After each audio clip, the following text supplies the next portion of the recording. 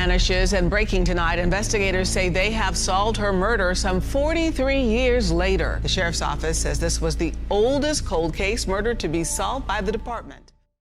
In 1979, when a 12-year-old girl went swimming, what was supposed to be a joyful day turned into a torturous murder investigation that lasted more than 40 years. Hello, and welcome back to Cold Case Diaries. If you're new here, please consider subscribing, as it helps us motivate to create more intriguing content for you.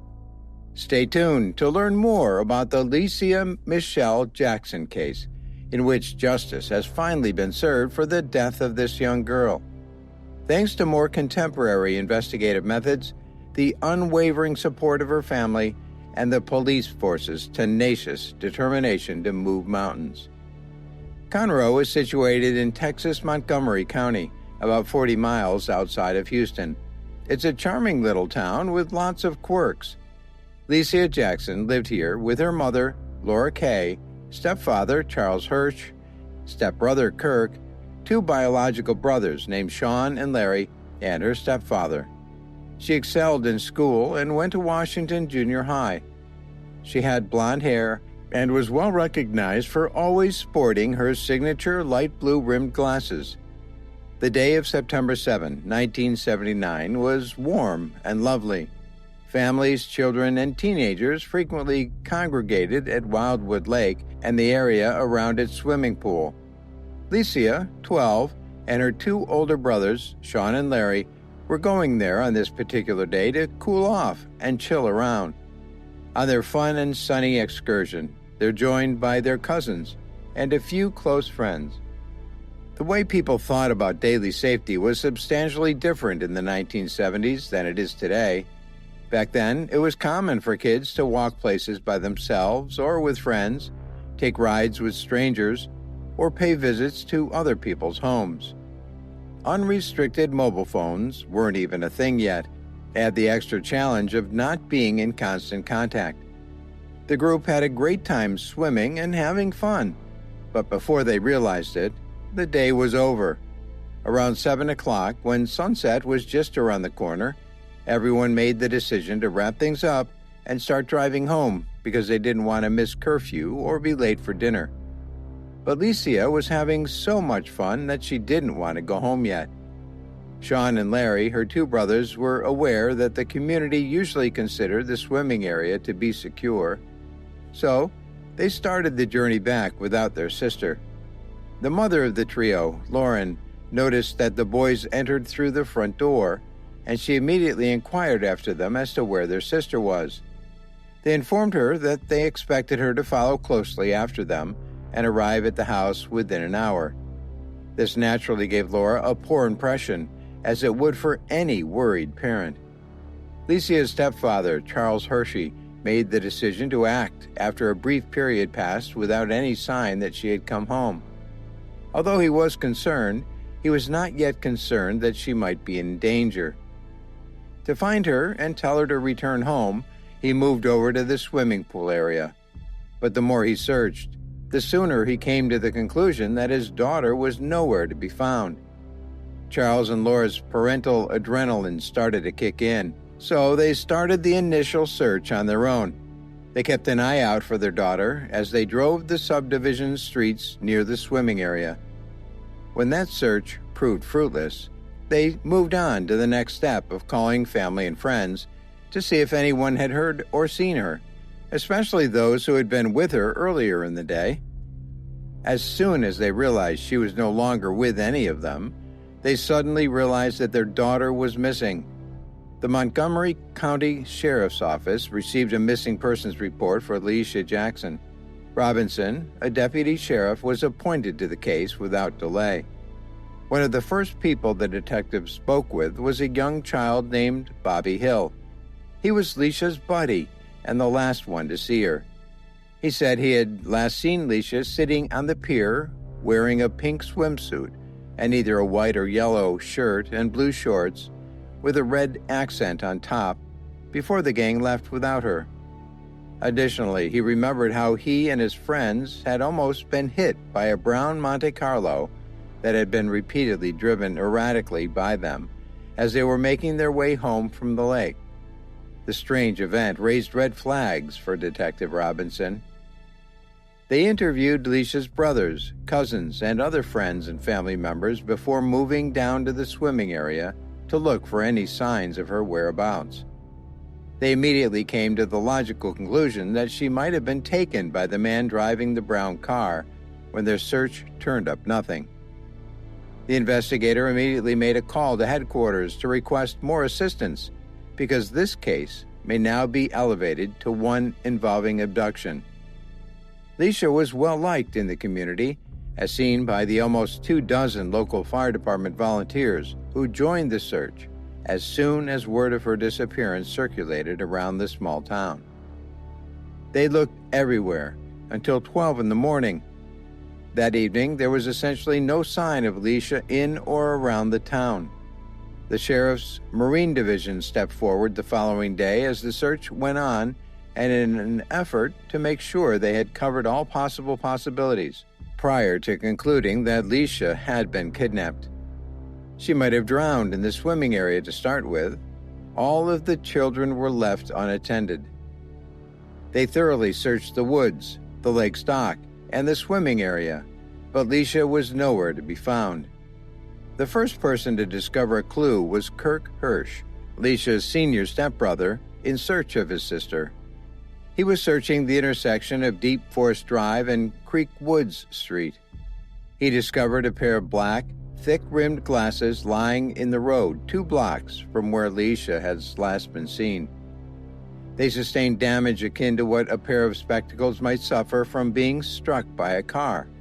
Kirk and his family were aware that they were Lesia's property. When the family turned to the family optometrists, who had prescriptions for Lesia's spectacles, for assistance, they were able to positively identify the missing pair as being hers. The family received this news with icy shock. They now had to get ready for the scenario that they were most afraid of. On September 1, a little under a week after Lesia went missing, James Wiley Dorset, an Exxon Gas Company employee, was on a special assignment to repair a pipeline issue along Exxon Road. The distance between this road and the lake was only around 0.5 miles. He noticed the overwhelming scent of decay as soon as he arrived, but he initially assumed it was just the smell of a dead animal. He put more emphasis on discovering the dead animal because the smell proved to be too distracting. James Dawson, however, found what appeared to be the naked, severely decayed body of a girl instead of a dead animal. Detectives went to the location as soon as he called the city police. The body had already begun to decompose because that time of year in Texas is usually hot and muggy. To gather proof, they had to move quickly. Officers were aware that this might be Lesia's body, but they had to take precautions to secure the scene and gather all relevant evidence from the body and the surrounding area, including tracks that were discovered there. Everyone soon learned the information that they had been dreading as the investigation at the crime scene continued. The young girl's body was discovered nearby, along with items scattered nearby that closely matched the description of the clothes she was wearing when she had last been seen. They were able to confirm that the remains belonged to Lesia Michelle Jackson, both at the time and later through DNA testing. This was a crippling find for the police, but it was much more significant for her grieving family and friends. Lesia experienced a terrible death, as revealed by the subsequent autopsy. Semen samples were discovered on her shirt, indicating that she had been sexually assaulted. Additionally, there were indications of strangulation, which was later determined to be the cause of her demise. Her favorite gold butterfly necklace was still around her neck when she passed away, despite the fact that her characteristic blue glasses were no longer with her. Soon after her passing, Lesia Marie Jackson's family and friends held a private funeral service for her. Her grieving family soon left Montgomery County completely and moved away from Conroe. It became too hard for them to think about their lost loved one every day. The case of the kidnapping and murder was left unsolved once they left. Police launched a tip line and urged anyone with information that could be useful to their investigation to call.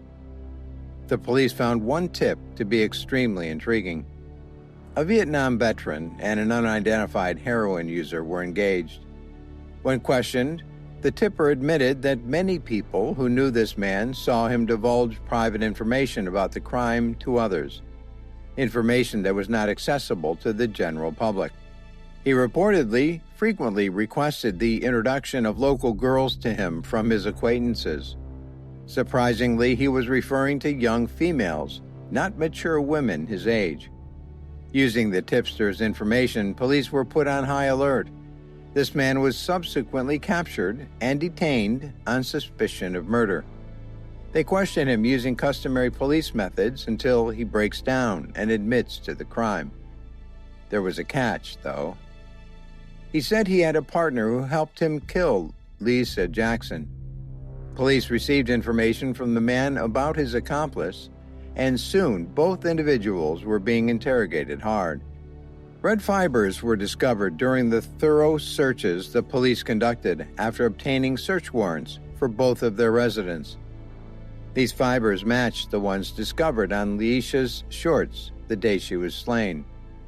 Given that the Vietnam veteran suspect had already signed a written confession, the police only needed this physical evidence to apprehend these two on murder charges. The red fibers were discovered in their dwellings, but there was yet more to come. The guy who signed the confession alleges that officers forced him to write it down. As he awaited to be interrogated in jail, he continued to make further claims about police brutality. Since even those who are in custody have legal rights, these allegations were taken seriously, and the FBI soon intervened to conduct a more thorough investigation. The charges of police brutality and coercion were categorically refuted by the officers. However, it turned out to be too late because a legal dispute was already pending.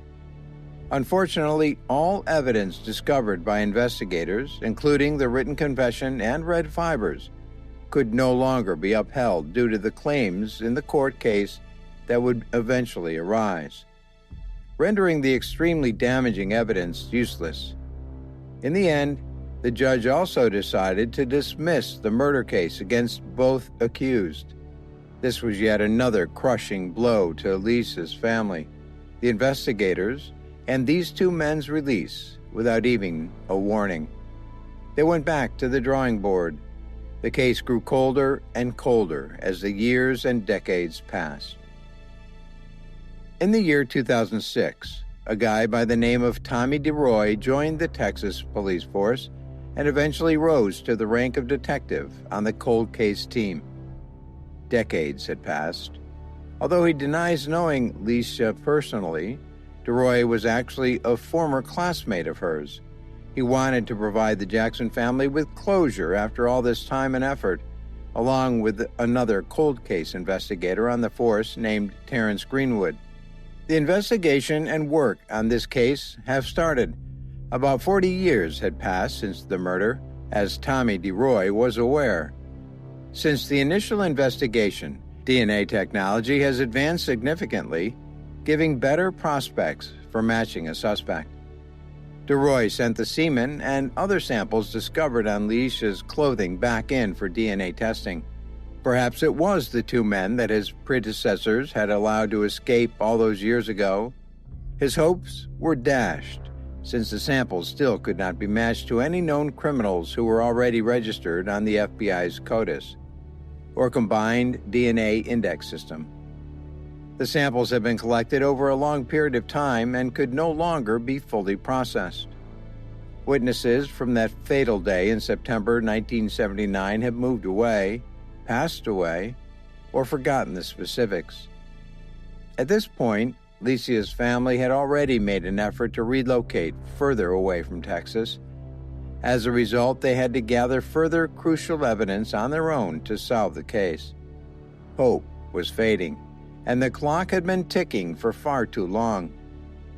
A reporter for ABC 13 named Courtney Fisher has rekindled interest in the Lesia Jackson cold case. Her report served as a reminder to cold case detectives that times have changed. Modern forensic DNA techniques are now available, and we are actively assisting in the resolution of numerous crimes. The police followed her instructions in 2022. Modern technology has a name that starts with M. In order to obtain the best possible DNA sample, this approach specifies a procedure in which DNA-free buffers are sprayed directly on the surfaces that are being tested, followed by the application of vacuum pressure. This method represents a significant advance in simple collection capabilities over conventional swabbing. Everyone was crossing their fingers. The Montgomery Cold Case Homicide Squad retested the DNA recovered on Lesia's shirt from 1979 in October 2021 to see if this would be the case's turning point. 43 years after the murder, a DNA match for the perpetrator was discovered. The FBI's CODA system received the DNA sample. Finally, it was revealed that Gerald Dwight Casey was a 100% match. At this point, detectives made another surprising find because it turned out that the individual was already well known to the authorities. As a well-known felon with numerous convictions for burglary, assault on a police officer, and possession of heroin and marijuana, Casey was a danger to society. Unsurprisingly, but perhaps not surprisingly, Gerald and Dwayne Casey had also previously received a death penalty conviction. 10 years after killing Lesia Jackson, he was found guilty in 1991 for a murder that occurred in 1989. At the age of 47, he had been put to death in Texas on April 18, 2002, by lethal injection so as to prove his guilt. In order to confirm the 100% match, investigators compared the DNA found on Lesia's blouse to a blood sample obtained from Casey just before his death by state. As he left death row after a protracted period behind bars and made his way to the lethal injection chamber, this man was Lesia's murderer. Casey opted not to offer any parting remarks. He seemed to be an ordinary man, and nobody knew at the time what additional crimes he had committed before passing away. Because of what he did to Lesia Michelle Jackson, Gerald Dwight Casey did not live long enough to be punished fairly. However, at least he received a penalty and is no longer able to harm others. While the momentous event of learning who killed Lesia, naturally, the news was still bittersweet for Lesia's friends, family, and loved ones. Although they frequently declined to speak publicly about the case any longer because they had come to terms with the outcome, they frequently thanked the police for never giving up on it. They continue to be largely anonymous now. The oldest unsolved cold case in the county was officially closed by the Montgomery County Sheriff's Office. This case was solved thanks to recent developments in DNA research, diligent investigation, and years of hope. It was a cold case of justice being delivered for a different murder. Regardless of your beliefs in karma, fate, the afterlife, or spiritual deity, it is reasonable to assume that Gerald Casey is currently receiving his just compensation wherever he may be. Additionally, Lesia Jackson can now rest in peace. Furthermore, this murderer went to his grave concealing the fact that he had raped and killed a defenseless 12-year-old girl. Justice still won out. As forensic science develops, more and more murderers will be brought to justice. Friends, be careful. Until then,